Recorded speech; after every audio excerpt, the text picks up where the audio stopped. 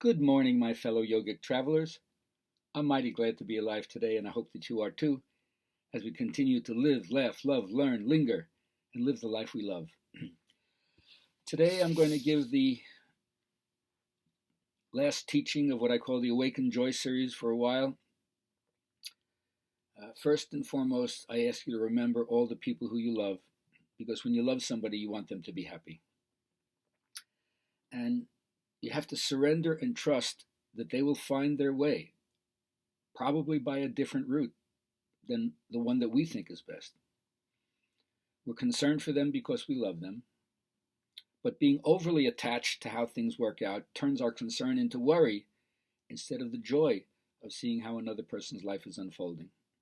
Love is not a strategy to get our loved ones into behaving the way we think they should, behaving the way we think is right. You can't make anybody love you. Just get in touch with what you love about them rather than what you want to get from them. Let go of thoughts that make you believe something's missing in your life and turn your attention to all the love that's there. When anyone gets mad or confused, they don't realize that that's not the way to be happy.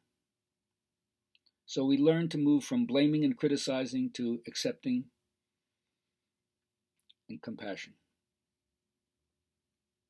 So, of course, first, physician, heal thyself. It begins at home. I always ask, if I've hurt you, I'm truly sorry in any way. I ask forgiveness. Just like the Jewish holiday coming up, Rosh Hashanah, you have to straighten yourself out with your brother and sister before you offer your gift before the altar. More important to have that connection between each other before your idea of connecting to spirit. So if you really want to be happy, practice compassion. If you want other people to be happy, practice compassion. Now this week I've been talking about the Kundalini, that mysterious spiritual gasoline, the energy of consciousness, which is really the instinct for individuation.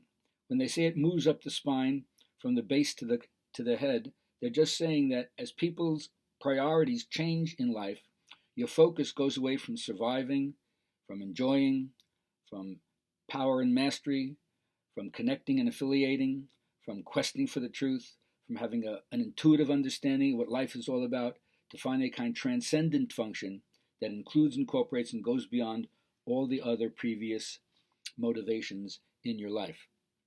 Integration is the real problem. We all can have specialized experiences, weekend retreats. We can go away for months at a time, live overseas, go to a special yogic ashram. But how to return to your daily life and bring it all together, that's the real key. Now, the agitation of mind that we all experience has to be balanced by some kind of rhythm, an alternating cycle of rest and work, or play and work. And if it's not operative at a crucial time, then you fall to pieces when things erupt. But if you establish your own personal kind of discipline without being overly regimented and stiff and mimicking other people, it organically develops from your own life situation, then you realize what they're telling you is that this experience is fundamentally possible for all, and it's meant for all. But the guru can only cook for you, can't eat for you. You have to do something by yourself.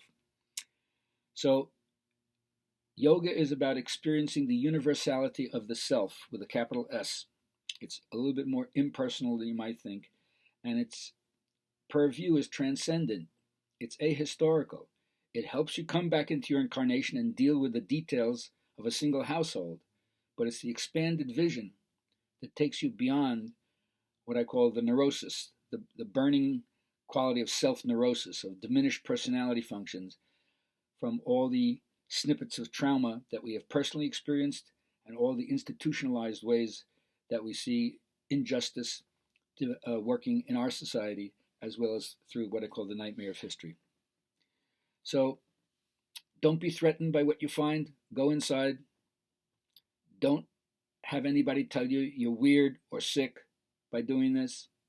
It's not a psychotic ideation to live for spirit. And you don't have to go it alone. Remember, two of the biggest factors that create life extension is having people in your life who have your back, and socialization. Keep hanging and banging with your friends and put yourself out there. We all have gifts that we need to share, and we get nourished by being with each other, even if at times you have to pull back, lick your own wounds, and in privacy and isolation, do your own work, and then regenerate, and then come back out there and give it all you got.